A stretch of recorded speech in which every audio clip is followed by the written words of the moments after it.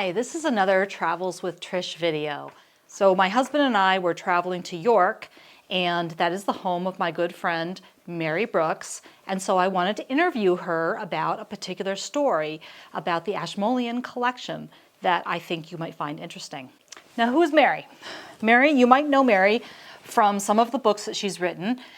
English Embroideries, the Ashmolean collection, Mary wrote. And we talk about the supreme contribution of Elizabeth and Michael Feller to the embroidery world. So Mary and I met in Middlethorpe Hall, a National Trust property.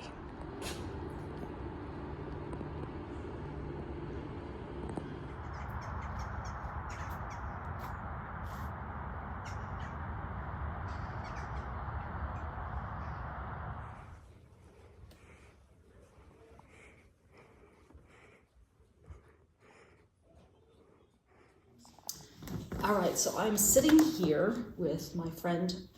Do you like to go by doctor or professor? Doctor will do. Okay, Dr. Mary Brooks, who is a professor at?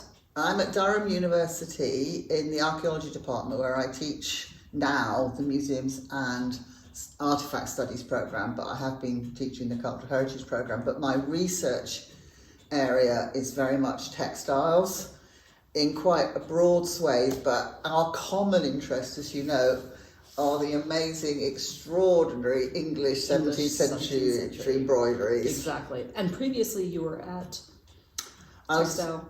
Oh goodness, places. I was at York Castle Museum. I was at the Textile Conservation Centre for a very long time, where I actually trained as a conservator. Mm-hmm. And one of the things that very much led me into that was the fact that I was privileged to work with Beryl Dean, who is a very well-known English embroiderer. And she was a huge influence in my life, because I was at a crossroads. And she basically said to me, "What you want to do is be a textile conservator." Didn't argue. So I went to see Karen Finch, who had founded the Textile Conservation Centre at Hampton Court Palace, and that's how it all came to be. And the extraordinary, toss of the dice, but also I think the power of textiles to bring people together and energise, and there are so many things that come out of looking at these pieces, but also making these pieces. And of course, that was one of the big links between the two of us, because we were both looking at them and studying them, but also makers. And because we're makers, we ask a lot of questions that others don't ask. Very difficult questions. Very difficult questions. So you have been very involved with the Ashmolean Museum, which I visited 2 days ago again. Mm-hmm. And I thought it was great that we were seeing each other, and I wanted to talk about your involvement with the Ashmolean through 2 exhibits that you guest curated, as I understand? Absolutely, that's the term. So quite a long time ago, I did one which was looking at their first collection of English 17th century embroideries, which mainly came to them through Francis Mallet, who was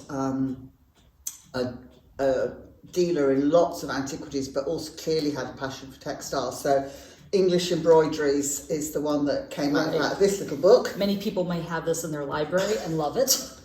And then there was an extraordinary episode, which I treasure, whereby I was introduced to Elizabeth and Michael Feller, who were passionate about textiles and had the most phenomenal collection of all sorts of different pieces of textiles, but I was primarily involved with the 17th century pictorial embroideries that they had collected. And they had a careers in a completely different area, business people, and all the way through that they had been collecting. Elizabeth herself is a maker, an embroiderer, and from her childhood, and so she and her husband had acquired this phenomenal collection of 17th century embroideries, and they invited me to catalogue them. Now, for those who don't know, the Fellers collected a wide range of embroideries, everything from English samplers, I think 17th, 18th, and maybe even 19th century, a large collection, and then also 17th century embroideries that are more pictorial in nature. And of course, maybe we should mention what the link is between 17th century samplers, of which many people love to reproduce them and embroider them, and the pictorial embroideries. Well, I think apart from the materials and the stitches, a lot of the imagery is the same. And I think they've got a little bit separated in people's minds. They have. And I feel there is a lot to be learned from looking at them as a continuum, because we're pretty sure that as you learnt your embroidery skills as a young girl, a well-off young girl in the 17th century, you would have built up. Right. And you would have made samplers, and you would have made pictorials, and you would have made the little fancy things as well. So for them, it would have been part of a continuum, and I think bringing them back, we've got a lot to learn, because the imagery crosses, the stitches cross, the materials cross. Exactly. And so there is actually a couple sets of embroidery. There's the Martha Edlund set.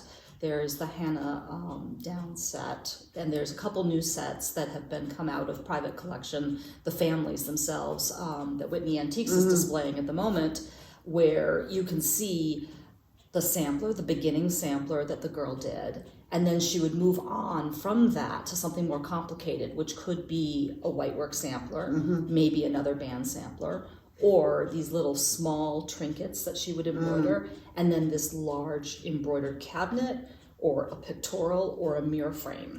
Exactly. And it's this progression of building the skills. Exactly. And I understand why people get completely fascinated by samplers, because often they're identifiable. They have a name or a date sometimes, or some writing on them, some text, and they are absolutely fascinating. But I think we lose a lot of that continuity if we keep them in separate boxes. Yes. But yeah, the fellas had an amazing collection. They had a lot of samplers as well as a lot of the pictorials, but I was primarily focusing on the pictorials. Exactly. So let's talk about the book. Wow. Again, a hugely exciting privilege. And Needleprint were incredibly supportive and very generous. So we actually published a series of this. So there is one focusing on the samplers. This is the one focusing on the pictorials. Now, for those who don't know, Jacqueline Holsworth she's retired at the moment. She had a hugely popular blog, and her husband was a photographer. Yes, so his photographs have really transformed what we did in this book. Totally transformed, because the most expensive part of actually producing a book like this in a collection is the photography. And so, often they're working from photographs that are existing, but because he could come in and photograph, so we get pages like this, which are just phenomenal detail. Phenomenal. Often, if it's part of a big catalogue, you just get one small image. Exactly. And here we can really see the look detail at what's going on. Exactly. It's and really so exciting. Jacqueline and her husband decided to do, they decided to do a series of books upon incredibly important collections in the UK, one of which was the Goodhart collection, which is a National Trust, I believe, and that is an amazing collection of samplers. Two on the Feller exhibition, the Ackworth samplers. Absolutely. And then did a bunch of, and people may know them through the small patterns that were published as well. But we are hugely in debt to the Absolutely, and they're so creative as well. This has a secret. I do know that. So if you take the cover off the book,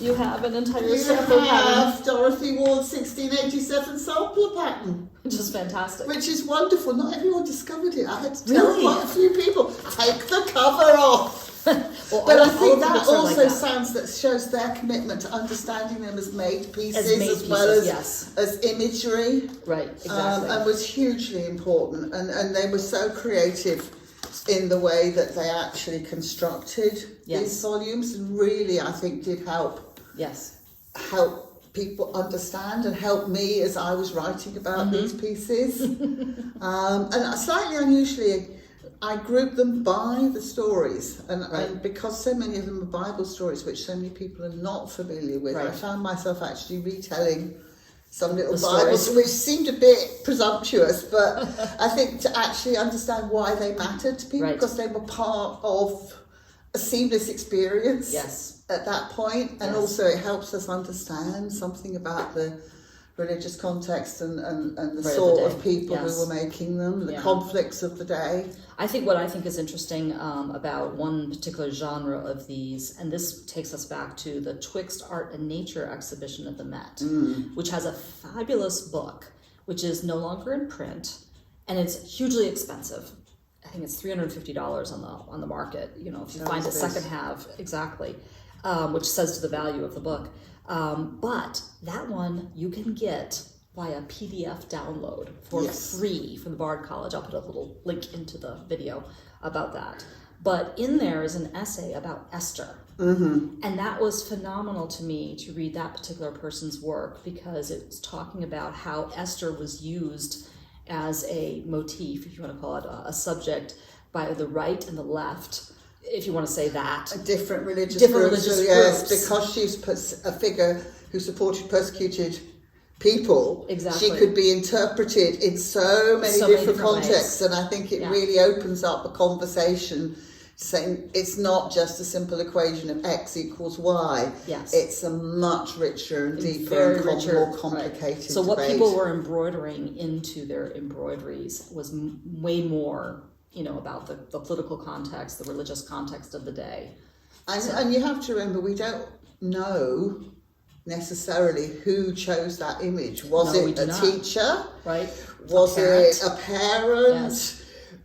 Was it The child. to the child, or Yes. was everyone in the class, or said, here we've got this kit, we've got this set, we've got these designs, Yes. everyone is doing this. Exactly. So I think Yeah. intentionality is really quite hard to predict, but It it's is, definitely, you can look at the different reworkings of the story of Esther in the writings, in the pamphlets, and the way that women were using that story, Yeah. and relate it to what you see on the embroideries. Exactly. It's fascinating, absolutely. So now in fascinating. 2014, the Ashmolean asked, or is it just before that? 2014 was the exhibition. Yeah, it was about 2 years before. Right.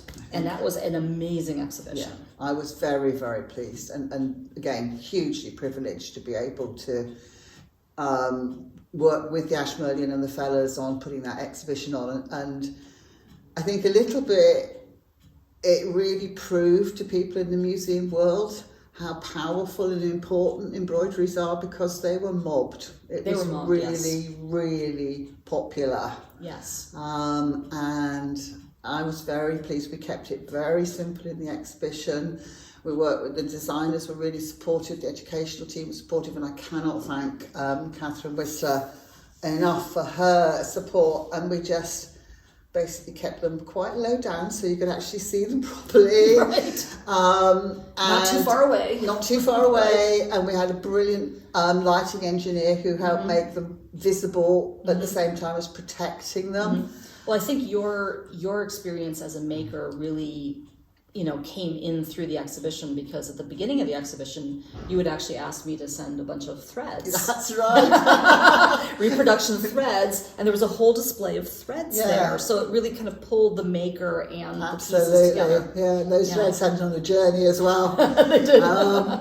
Yeah, and we did some workshops, and the Ashmolean had the big stitch, and there was a lot of interest. So it was hugely rewarding, and of course, Michael and Elizabeth Feller were really, really pleased that so many people were seeing their collection, because they've always been incredibly generous in sharing it. Right. But they then did something that was breathtakingly generous. Because basically they said, okay, they're staying, we're gifting them.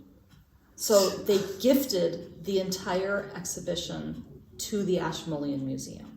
This is a private collection of some of the best pieces. Often a piece comes into a museum and it's a little worn, more than a little worn, a little faded. But these pieces there's just exquisite color, variety, and condition. Absolutely. And some of them are pieces that I think wouldn't necessarily have entered private collections because of their interest, because of their background, because of Elizabeth's knowledge as an embroiderer as well. She could see potential she saw in pieces. Things in pieces that other people didn't see. Exactly. And it's just a phenomenal collection. Yes. And I think the Ashmolean have really thought very hard about how they make them accessible to people. So they have this great table display, but Yes. you can also pull out You can pull out the drawers to look at Yes. other pieces. They've contextualized them very well. Yes. So it's a phenomenal legacy. It is. I mean, the problem today is that so many pieces are in collections, and you have to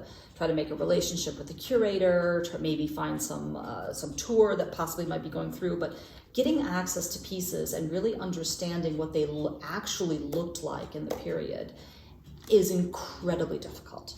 It's rare to see an object up close, and so to walk into the Ashmolean, which is free, by the way, to go into, but you should put a donation in the box, and just to go downstairs to the basement and to see, as you say, this enormous table in the middle with the plexi over it, and to see piece after piece after piece after piece. It's amazing. And then to just be able to start opening drawers to see pieces which are now in the dark inside the drawer, so that they're protected. But the light comes on as you open it up and see piece after piece after piece.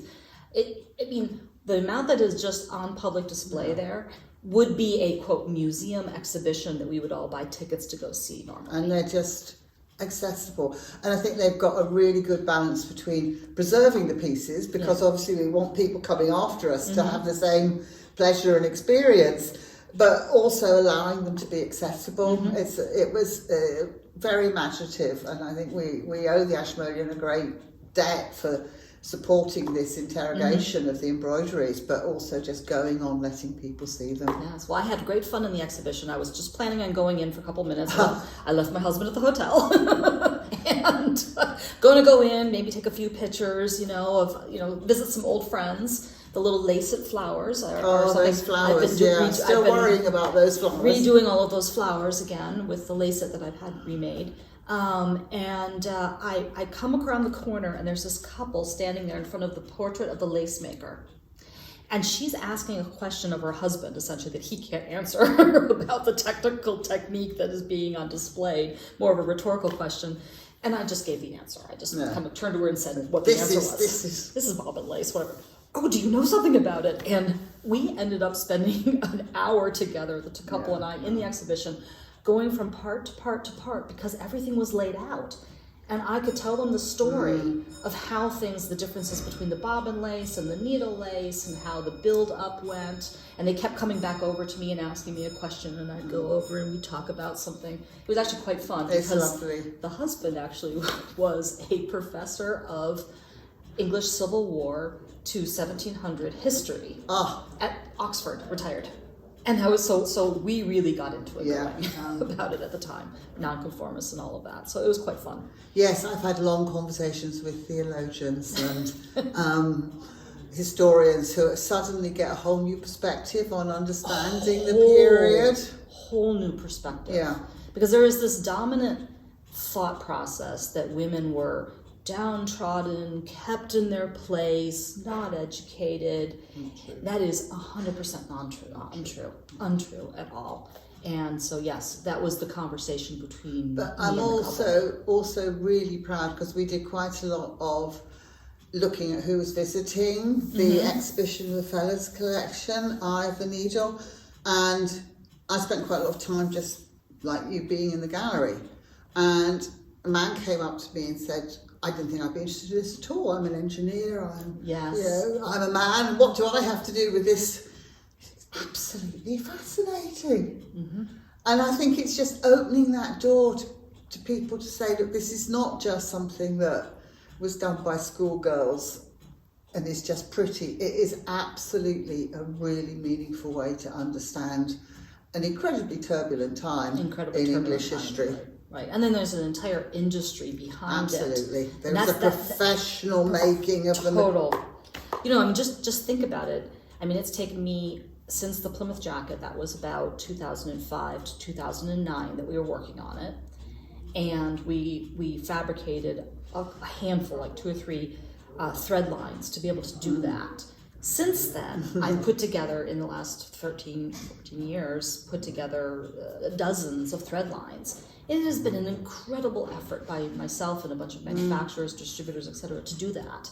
That had to exist at that period of time. Yeah. So technology is really skilled. Exactly. And it's technology that involves metal, metal threads, making those incredible threads. It involves dyes, it involves imports from all over the world. I mean, this is the global world coming and in these embroideries, and you can see that in the materials and in the imagery. Yeah, the layers of complexity. Absolutely. Absolute layers of complexity that you can't just take a look at an embroidery and go, oh, a little girl did this. It's It pretty. is just... It's the depths of the stories and the economic realities behind it, the technological realities, the trade realities. There's still so much that we need to explore. There's a lot and we've got some projects. Some big projects going on right now, exactly.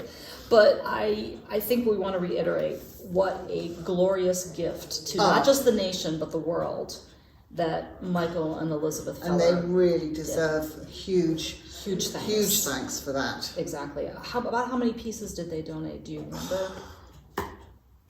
50 maybe. I'd have to go back 50? and check, but it's a lot. It's a lot. It's a lot, and it was a lifetime's work of collecting and expertise and refining and developing and their knowledge of those pieces and the context of those pieces. And it just continues to keep going. We were both contacted by an author in Australia. Book is coming out very soon about from a fiction Absolutely, book. a novel. And a novel. And the author was interested in a particular piece, which was so hilarious. It was one of the Feller pieces. Absolutely. That's at the Ashmolean that she had visited. I remember seeing it hanging in their house. Exactly. And she has based this nonfiction book around this piece of embroidery from 3 different periods. And I can't say anything more about it, but that was been a fascinating experience. But it was just like, oh, we know what she's doing. We know exactly which piece. Exactly. And so we were technical consultants on this book. Yeah, which is fascinating. It was lovely. I'm really looking forward to reading it. Exactly. Thank you so much, My Mary. pleasure. It's always a joy to talk about these things and share, and so many more questions. Exactly, and it's nice to see you not on Zoom. It is great. Thank you very much. Okay. If you liked this interview, remember to subscribe to more Travels with Tricia.